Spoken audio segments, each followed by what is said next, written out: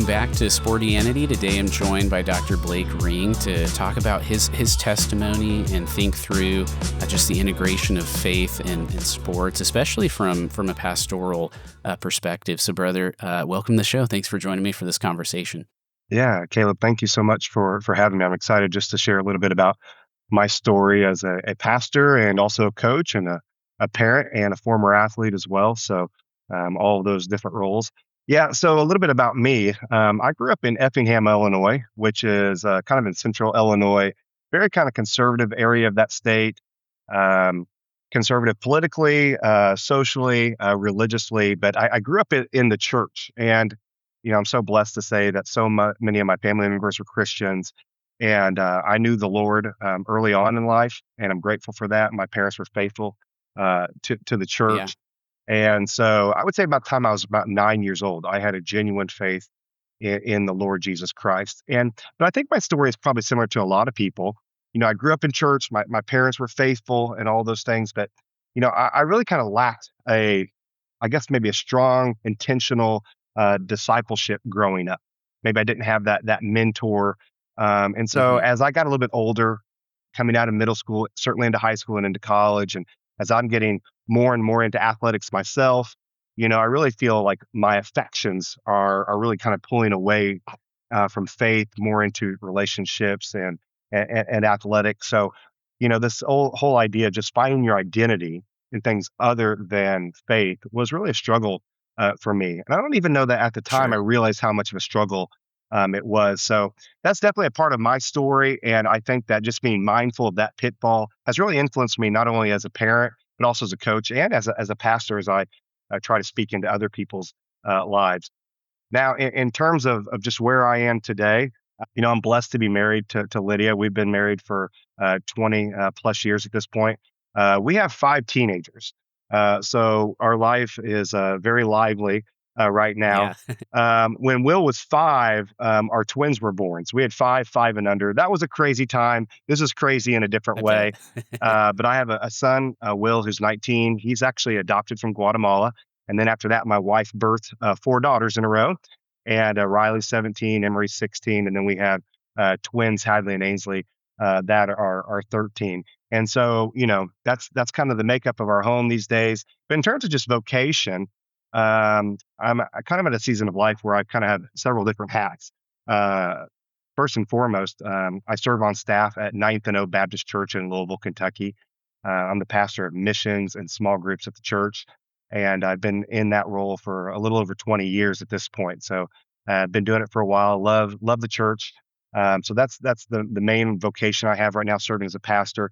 I also teach part time adjunctly at Boyce College here in Louisville. That's the undergrad for the Southern Baptist Theological Seminary. And I've hmm been there for about 11 years teaching just different classes on education, missions. I'm currently teaching personal evangelism. So I love doing that. But the role that maybe sometimes consumes me the most these days, in a lot of ways, is coaching. And I'm one of those stories where, they needed a parent to coach. I got into coaching. I've been coaching girls Sure. basketball at Whitfield Academy here in Louisville for 9 years. And over that time, I've migrated from the young kids all the way up into high school age now. So that's a little bit about me, my background, and kind of the things that I'm doing today. No, that's awesome. I appreciate you sharing that with us. Maybe take us back and just share your testimony a little bit further with us. Go back to that moment or season in life when you placed your faith in Christ and understood the gospel. Yeah, absolutely. I have a brother who's 6 years older than me. And when you're about eight and your brother's like 14, they're the coolest person in the world, right? Because they're Yeah, staying out later. They're playing meaningful athletics. They've got a lot of friends, pizza parties, all those that's types of right. things. And as an 8-year old, like in a lot of ways, I just thought he was the coolest. So I always looked up to my brother Matt. And when the Lord saved him, that really caught my attention, made me very curious in faith. Watching him be baptized, I remember was a big moment that I remember. And so the Lord really used Matt to make me curious about Christianity. Matt was also a very good athlete. And I think that was important to me in one sense because it showed me and demonstrated to me that you could be cool into athletics and also be a Christian. And so Yeah, those that's things right. were impactful. The Lord used that testimony, and so I really kind of struggled with some doubt early on, and really felt like I knew that I was a sinner. I had separation, and the Lord just gave me such peace. Again, around the age of probably about 9 years old, I believe I had a genuine conversion. And of course, my faith story is like so many. It was two steps forward, one step back. Sure, And so, that's all part of my story. It's really interesting, and I hadn't really processed this till just recently. But every season with the teams I coach, I try to bring in some role model, an older athlete, maybe an athlete that they know. sure. We've got a lot of connections with FCA here in town, and we've been able to bring Yeah, in some athletes from U of L, University of Louisville, and I think that having a strong godly role model can be really impactful. It was on me, and it made a big difference in my life. So the Lord definitely used my brother to bring me to faith, and I think that it's interesting, the one truth, and sometimes the Lord will just deposit a truth in our mind, and it will solidify our faith. And that truth was, as you read the Bible, there's all these amazing miracles. But to me as a young kid, I just thought to myself, Jesus' love is perfect. And the way that he demonstrated love, whether it was to tax collectors or the paralyzed man or Zacchaeus or the woman caught in adultery, and the way that, even when he was on the cross, he says to them, to those that were crucifying him, Lord, forgive them. They do not know what they do. I think that idea, that concept of love just solidified in my mind. Why would I look for anything else?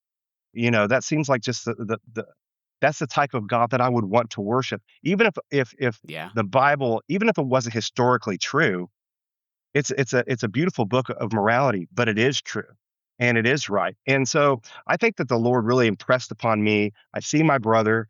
I'm reading the Bible as a young person, and I'm seeing this love, and God used those things to bring me to salvation. Yeah, that's really beautiful, and I think, for a lot of us, it's kind of amazing to see, we can trace back our how the Lord used people in our conversion, right, to share the gospel, with us all the way back to the call, the Great Commission, right? And so I think for most of us, it is like that sibling, that parent, that friend. Sometimes it's a youth pastor or whatever, but it's just really encouraging, I think, for us to hear more of those stories Yeah, is Christians, and to see just the, genuine faithfulness to live for Christ, and to, still care about doing things in the world, and doing it with excellence and enjoying the God's creation, right? But also to be able to say, the most important thing about me is, whose I am, right? That I belong to Christ, and I want to share his love and his free offer of the gospel with others, and I want to live a life that's attractive, and so that people would see something different in me, and want to know about that, and to be able to say like, hey, what is it that allows you to be able to think that way or react different than other people do in this situation, and then to be faithful to proclaim and share the gospel in a way that's understandable and relatable to them. yeah, absolutely, absolutely. Maybe now, tell me, what was it like for you in pursuing pastoral ministry? Tell me about when you sensed the, kind of desire to pursue pastoral ministry, or call, and what that journey's been like for you. Yeah, yeah, absolutely. It's interesting that sometimes God has to break you in order to kind of reshape you, and that's certainly, I think, part of my story. And there's really kind of, I think, two moments that God used to draw me into ministry. The first one was He had to open up my eyes to just some cracks in my character. Um, just growing up, I was a three-sport athlete. I played basketball, football, track all the way through high school. I ended up going to college, and running as well. Um, and whenever you're new to a team, you've gone off to college, you're trying to impress your other teammates, right? You're trying to make your way and make a name for yourself. I think we all know that peer pressure there. And I remember there was one night, it was after a track meet, and we were at a party, and I had gone to this party with a number of people on the team. And it was such, if you've ever been to a college party, it's a little rough around the edges, but they basically set up the Yeah. kitchen like a bar. You could go up and Yeah. buy whatever drink you wanted. And one of the more influential persons on the track team was like, "Hey, how cool would it be, if we didn't have to pay this money for the alcohol?" So I did something really stupid. I knew the guy who was throwing the party, so I kind of leveraged that friendship. I snuck into the kitchen. I stole a bottle of alcohol and I brought it out to my teammates, and we started and we were getting ready to partake in it. Well, of course, it didn't take but 2 minutes for the guy to see what I did. And he came out Sure. and he confronted me. Okay. And he was like, and this guy, he's about ready to wail on me. He is very upset. And he's like, "Did you just Yeah. steal my alcohol?" And one of my teammates stepped in between us and said, "Blake wouldn't do that. He's a Christian." And they knew me as a Christian. I'd gone to church a few times. I really was not strong in my faith at that moment. I Sure. was struggling, but to hear my teammate who was not a believer say that, oh my goodness, the conviction that I felt in that moment, and it was an ugly moment, very embarrassing moment, and it's stuck with me. And I think that the Lord used that to say, Blake, something's wrong with your character. You've got to get right Mhm. with the Lord. So that happened. And then it was about a year later, is really when I started to feel my call into ministry. At the time, I was going to the University of Illinois, and I was going through a foreign exchange program, and I was studying in London, England, at City University. And just a fun fact, when I got there, they had open tryouts to fill a spot on the basketball team, and I made it. So that was a lot of fun. That's kind of a side note. I got to Yeah. go travel around England and play basketball, and that was great. But while I was there, the Lord really began to work on me, and in His providence, He used a very unlikely person. At the time, I was dating a person, a young lady of a different faith, and this kind of just obviously reveals where I am in my walk. And she began to really question, why do you believe this? You're a Christian. You grew up in America. If you'd grown up in a different country, would you have a different faith? And I really began to process those things. And God used those conversations with a girlfriend of a different faith to make me really come to grips with, what do I believe in it? And am I serious about it? Right. Yeah. And so so it was through those conversations that God broke me down and said, "Blake, this isn't what I want for your life." And I had a path. I was getting a particular degree when I was in England. I had a job lined up when I was coming back to the States. And God said, "I don't want any of that for you." Now, when you go and you tell your friends and family that you're going in a different path and you want to go into ministry, now that's a Yeah. shocker to a lot of people. And I can Yeah. remember I'd come back to Champaign, where the University of Illinois is at, and my heart is being radically changed. I have a couple roommates, and I'm like, "Guys, I need accountability. I need you to help me." And they really kind of walk down that path. I'm beginning to feel like God wants me to go into ministry. I have no idea what that means. I remember somebody asking me, "Do you think you're going to study apologetics when you get to seminary?" And I was like, "Of course I will." Of course, I had no idea what that meant. I Yeah. never had heard that term at this point. And but I had a pastor friend who kind of walked me through that path, and eventually that led me to move to Louisville, Kentucky, to begin taking classes at the Southern Baptist Seminary here in town. I quickly found Ninth and O Baptist Church, a church that invested in me, loved on me, and then 2 years later, I'm stepping into ministry and I'm serving on staff there at the church. So it's interesting how the Lord brings us through that path. But mine was quick. It was a 6 month period from really he began to break my heart. I moved back to the Yeah. United States, and I'm moving to Louisville, and it all happened so quickly. And I was so green, and just the cultural change from being at a large university to coming to Southern, and it was a real purging process. But God was definitely working on my heart. Yeah, no, that's awesome. I love to see just the way that the Lord and His providence moves us around, and the unique ways in which He uses other people and circumstances to help push us in the direction that He wants us to go, right? And Absolutely. and so I think that's really amazing to see. You can say, hey, when I was 9, like I embraced the gospel, right? I knew my need for Christ, and but at the same time, um, the Lord never let me go. But obviously, there were times when, I was. straying or struggling, and can see that even in our unfaithfulness, he's faithful, right? And that he'll bring us to completion, and that the Spirit will sanctify us to make us holy, to make us look more like Christ, and to be always present with us, even when we don't feel that He is, or we feel like we don't deserve for Him to be there. So that's really beautiful. I appreciate you sharing that. Yeah, and I think it was Elizabeth Elliot who said, suffering is never for nothing. And time again, the Lord used all those experiences to allow me to speak into other people's lives. When you're a pastor, you want to be relatable. You want to be able, as best you can, be able to speak into people's lives, speak from your own experience. And so the Lord has definitely used those valleys in my life, I think, to strengthen my ministry for sure. Yeah, absolutely.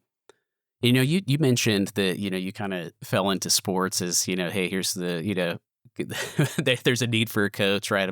I'm a parent, I've got kids that are involved, so, hey, like, I have this sports background and things, I can kinda jump in, there, but maybe just, how has embracing that role as a coach and also being a pastor, how has it changed how you've, viewed sports, or how you help people think through what scripture teaches us about the value of things like sports and recreation in the Christian life? Yeah. Yeah. It's such an interesting time in American culture because it's cliche to say that sports is become an idol or it's become a god for a lot of people, but it really is true in so many ways. And so I think it's hard. It's a hard road to navigate sports and faith right now. Yeah, You always hear these statistics like, 2 or 3% of all high school athletes go on to play college sports. But the way we are investing in it, as third graders, fourth graders, you would think that everybody has a path to the pros. that's right. And Yeah, it's so interesting. Like there was an article by the Wall Street Journal that just came out that was discussing how many families are choosing to hold back their eighth graders from going into high school. That way, they're a little bit older, and that way they can maybe hopefully earn a little bit more yeah, NIL money as they advance into college athletics. So, man, there's so many pitfalls that you can fall into. And so, but sports is a beautiful thing, and it's like anything in life. We have that the Lord gives us. You have to use it properly. It can't become an idol, and if it does, your life becomes like a roller coaster. Based on your performance, up and down. But when yeah, you think about athletics and the things that it teaches us, is certainly it teaches us a great deal just about discipleship, about training and self control and these types of things. If you've been in a huddle, you've been in a game, and all the ways that you're being pressed upon, right, and pressed into. First yeah, Corinthians 9 talks to us about how we're running to win a prize. But what does he say about that? It takes strict training. And so, hmm, my kids, personally, and I think of my players, but also my children, because I have four that are currently playing athletics.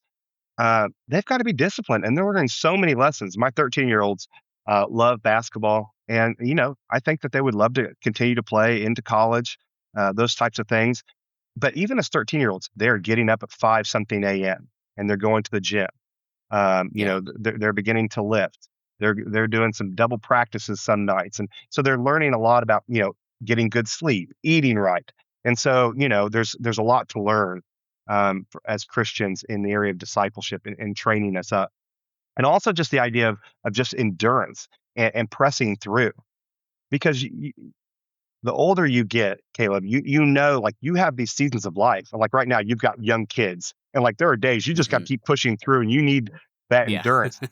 And I think that's sports right. teaches us so much about what it means to fight through and keep pushing. We need that in the Christian walk in our faith. I remember specifically when I was a freshman in high school. I really wanted to quit basketball. I was not enjoying it, didn't love the coach. I like hard coaching, but when your coach doesn't like you and he's coaching you hard, that's a little bit of a different story, right? And I always Yeah, felt it like is. it was a little bit of a tough situation. And my brother said, he would get on and he'd be like, Blake, if you quit basketball now, you're going to quit. The next time you quit, it's going to be easier. And one day you're going to quit at this and quit at that if you start this pattern. So he just challenged me, don't quit, push through it. And man, I tell you, that made a big impact on me because there were times in college when I was running, I wanted to quit. And, Yeah. when this moves into other areas of life. When I was getting ready to do the writing portion of my doctorate, we had 3 young children, 3, 2, and 1. Yeah. And, I was struggling to want to push through, but I had learned in life through sports, I could push through things and I could go further than what I thought. And so I think some of those life lessons of just endurance is wonderful that you can learn. And obviously, sports teaches you so much about just community and being a part of something that's bigger than yourself. And Yeah. you share the victories, you share the sorrows, and the Lord has made us to be relational, right? As we even think about the Trinity, God is in a relationship with Himself. And so I think Mhm. sports teaches us a lot about how we interact with people, how do we get along with people, how do we work through conflict, disappointment, all of those things. Sports is a gift from God. God wants his people. He finds pleasure when we find joy in good things.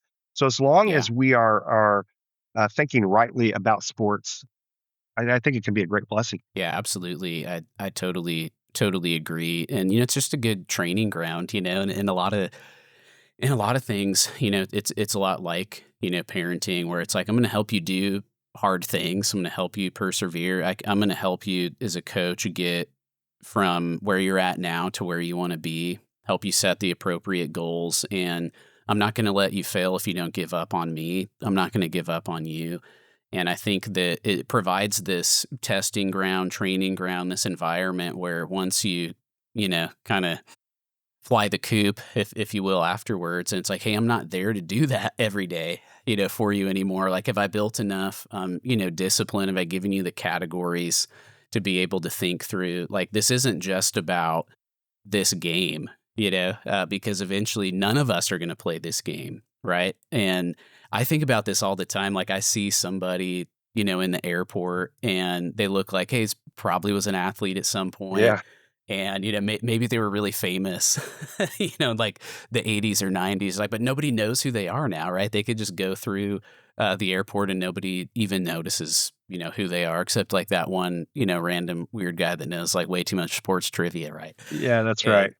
it's I want them to know like this is about so much more, and not that this doesn't matter, but I always want to be trying to make those different Yeah. connections there for them. Yeah.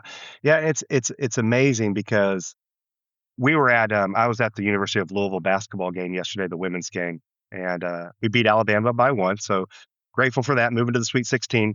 But right back Yeah, behind us was a former NBA All-Star, Zach Randolph. I don't even know if you know that name. He played for a long time for the yeah, Grizzlies I know the name. and the Yeah, yeah, Trailblazers. His daughter plays for U of L.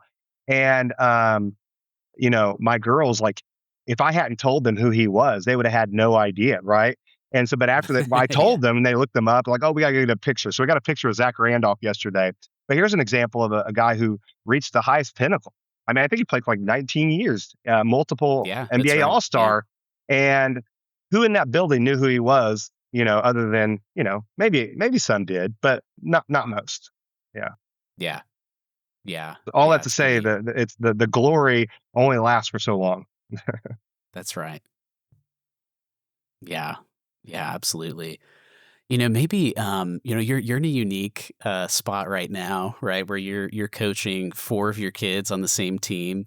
Yeah. What's it like to coach your own kids, and what advice would you offer, other coaches that maybe struggle with some of what that looks like, especially pressure from other parents and wanting to not show partiality, but also not in that even being toward our own kids, right? Because I know some people can go to the extreme and say my kid does deserve to be here, but I don't want people to think they shouldn't be. Or it could be favoritism, and they're like, hey, they really don't deserve to be here, but they're my kids, so I'm playing them, and other challenges like that may come up. Yeah, absolutely. Well, I think first of all that yeah, this was a very unusual season. It only lasted for 1 season, but I did coach all 4 of my daughters on the same high school team, and there were a number of times when they all started. And so it's an interesting dynamic. Um, I think that most coaches tend to be a little bit harder on their kids Yeah. than other players. And I think that's probably true for me. I have very high expectations for them. But I will say, I try to be humble. I try to get feedback from the other coaches if they feel like, and I tell them, if you ever feel like I'm not treating my kid fairly or I'm showing favoritism, please speak into that. I need to know those things because I think as a parent, even if you try, sometimes you don't even know what you're doing, right? And so, yeah, so I just try to get accountability around me with those things, and it hasn't been too big of an issue. Yeah, it's a couple, every some of my kids have been better than others, and so sometimes it's obvious that they need to be in the game more, and so Sure. I just trust those things. But I'm in a very unique situation because I'm a pastor, I'm a coach, I'm a parent, and so, Yeah. like, when I'm coaching my kids and, like, I'm setting expectations for them, I coach them and I parent them as if they're Christians, not as if their dad is a pastor, right? I don't want my kids to feel like Hmm. they have to be to a certain standard, just because of my role. So when I'm setting expectations for them, their behavior, whether they would miss church ever for an athletic event, I try to have some type of balance to not hold them to a standard I wouldn't necessarily hold them to if I wasn't a pastor, and thinking about my church members always looking at me and my example. Yet at the same time, I am a pastor and I shepherd a flock, and those people pay attention. So it takes a lot. It takes wisdom. It takes prayer to try to find balance in those things. And so I think that one of the things I've learned in coaching and coaching my kids is you definitely have to find a balance to where I think when you're younger and maybe your kids aren't yet into athletics, you might be more dogmatic. We will never do this, or we will never do that. Sure. But as my kids have advanced in age, my wife and I have had to make some decisions about travel ball. And we've kind of made a decision. There's no need for our kids to be traveling when they're in middle school. Not until they're getting maybe recruited and their later years of high school do we maybe need to get into that. There have Hmm. been times when, last summer I ended up coaching an AAU team personally because I didn't want to travel. And there were a couple other families that were Christians and they didn't want to travel. So sometimes I'm stepping into coaching gigs just so I can limit us missing church and those types of things.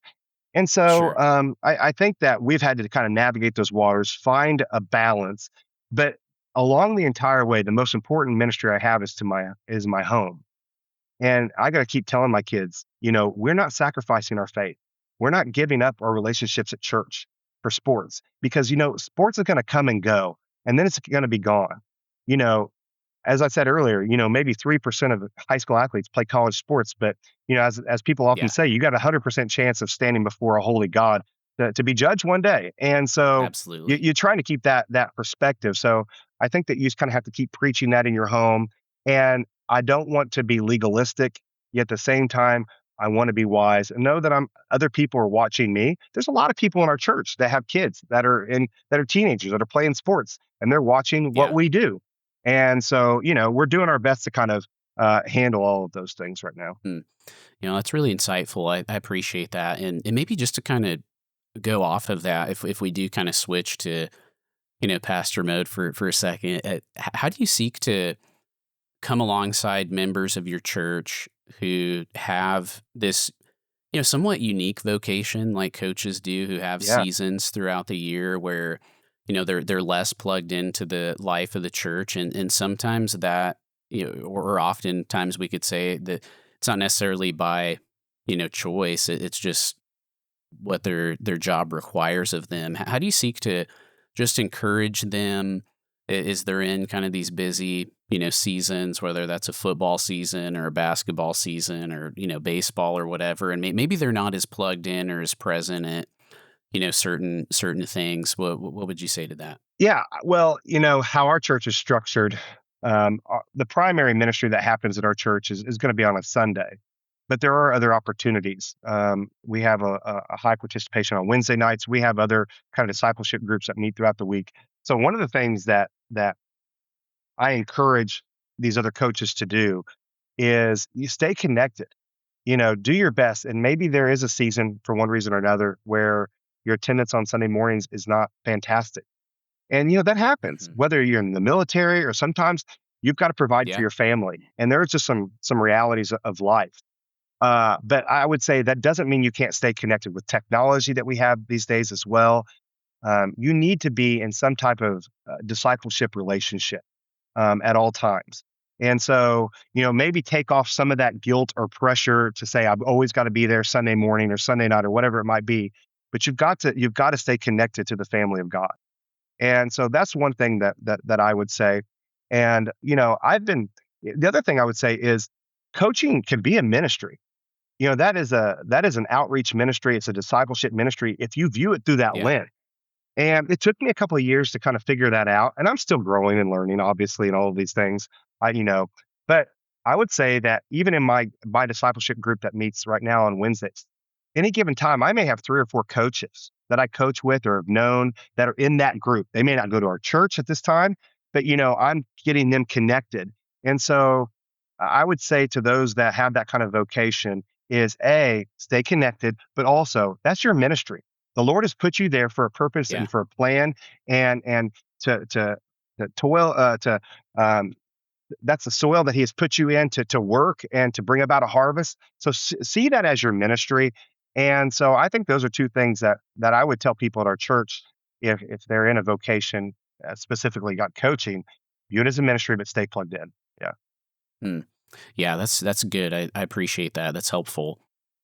And there's obviously, differences, but is a former athlete and coach, what overlap do you see between what you do as a pastor and what the best of coaches seek to do with their athletes in terms of discipleship and character development and those type of things? Yeah, absolutely. Well, I think that as a coach and as a pastor, you're always thinking big picture, kind of the macro, but also the micro, the individual picture as well. And I think that, even like at our church, and a lot of churches have core values, things that are foundational to them. And where we are at Ninth and O, we have 4 core values of truth, worship, community, and missions. And so, like when we are as a church staff, as pastors, as we're planning and we're thinking through our church calendar, we're always asking, how are we promoting the truth of God's word? How are we promoting community? How are we promoting getting our people out on mission? So everything is kind of through that filter and through that lens. So Yeah. we're through that. If you're driving home these core values that are important to you, eventually you create a culture. And so I think that's really important in church life to help kind of keep us focused. Now, you can get too far down that avenue where it becomes a little bit too businessy, where it's all Sure. about culture and these types of things, obviously. But I think as a coach, those same type of principles exist. So as a coach, you might ask yourself, what are those core values? Maybe it's accountability might be a core value. Or, grit could be a core value. These types of things you want to establish. These are the things that we're all about, and then we're going to create a culture as we establish these core Hmm. values. And so I do think that there's a little bit of that of creating a culture, but obviously on an individual level, I mean, we're identifying gifts, we're identifying strengths in people. We teach a class at our church called Next Step that when people come to our church, they oftentimes go through it, helps them identify their giftings. Um, so we talk to them about, well, how are you spiritually gifted? Where are some experience or strengths that you have? And then what are the needs of the church? So we kind of use this Venn diagram and see where in the middle that we can place you to be a great asset to the church, but where you're also Yeah. developing. And so we're doing that in the church all the time to make the church stronger. Well, as a coach, I'm doing that all the time as well. I'm identifying their That's right. strengths, Yeah. their giftings. How can we elevate those things? So, if I'm setting up a zone defense on the basketball court, and I know in middle school level, most kids drive down the right side, right? Well, I'm going to put my greatest on ball defender on that side. If I've got a great rebounder, I want them on the opposite side block. That way they're getting the rebounds.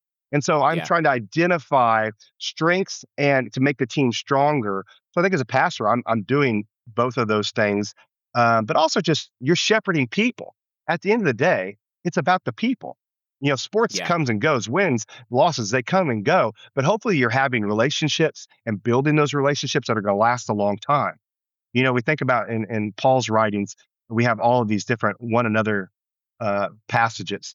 We are to Mhm. love one another, exhort one another, encourage one another, bear one another's burdens. There's all of these things that we do together. That's obviously true in the church as we're shepherding people, we're building those relationships. But you also want to do that as a coach. You're trying to develop those relationships. And that way, when those kids are having struggles, maybe long after you've been their coach, you're always going to be their coach. And like, Yeah, Caleb, when you think about like adults that influenced you when you were younger, I bet you have a coach or two that would come to mind. That's true for pretty much any athlete. So you have that's right. a special space in that person's life. And so you want to make sure that you're shepherding that relationship. Mm. Yeah, that's really good because I think there is that reality. My brother, has said that, it's just one of the most encouraging things I think about coaching is just looking at the wedding invites, Hmm. from players, especially now that he's been in it for, a decade plus, or just, the calls for hospital, visits, and even though it's different and it's difficult, families that will reach out and want to have him speak at a funeral, of a player because he meant so much to their son. And, I've had those experiences as both a pastor, and a coach, and it's really meaningful to me because it's like, okay, I guess we were doing, something more than sports Yeah, here. And you don't always see that, absolutely. right away. But with some players, I think you do. But then there's others that may surprise you, and then you can, whether it's in a celebration like a wedding, it seems like you can just pick up,